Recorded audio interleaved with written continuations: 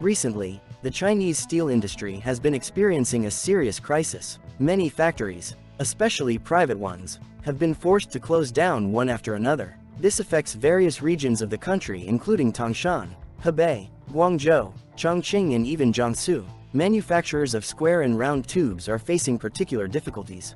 The situation is exacerbated by the downturn in China's real estate sector, which has traditionally been a major consumer of steel products. The decline in demand for construction materials has led to a sharp drop in steel pipe production and sales, further exacerbating the industry's problems.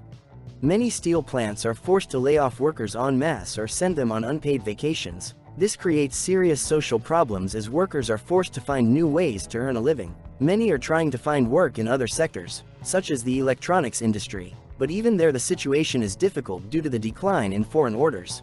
A vivid illustration of the crisis was the recent bankruptcy of Jiangsu Delong Nickel Industry, one of the largest stainless steel producers in China. This event sent shockwaves through the industry and underscored the scale of the problems facing traditional manufacturing in the current economic situation.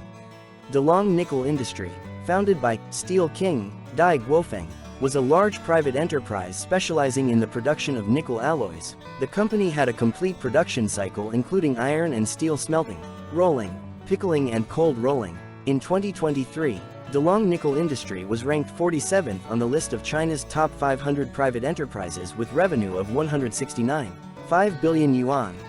The bankruptcy of Delong Nickel Industry affected not only the company itself, but also its many partners and creditors. Hundreds of banks, wholesalers, equipment suppliers and traders both in China and abroad are closely following the situation.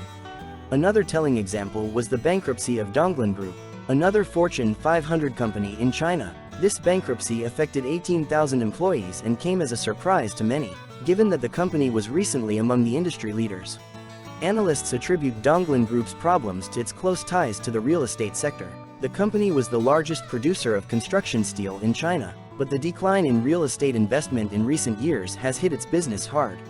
The situation is exacerbated by the fact that despite falling demand, Chinese steel companies continue to maintain high production levels. This leads to the accumulation of huge stocks of unsold metal. Experts estimate that steel stocks at Chinese mills now far exceed those at distributors.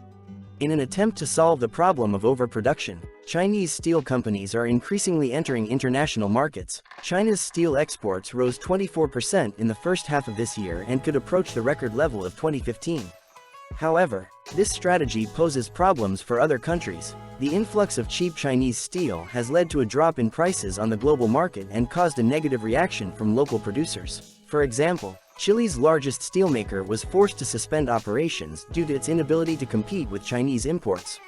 Many countries are beginning to introduce protective measures against Chinese steel. The U.S. has almost completely closed its market to Chinese steel products through various tariffs and duties. Brazil, Mexico, Vietnam and the Philippines have also launched anti-dumping investigations against Chinese steel.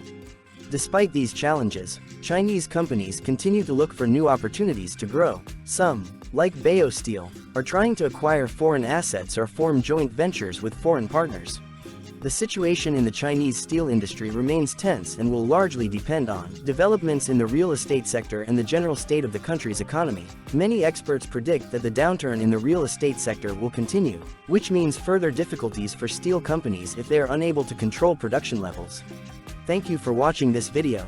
If you liked the material, please put a like and subscribe to our channel for more interesting reviews. We wish you success and prosperity.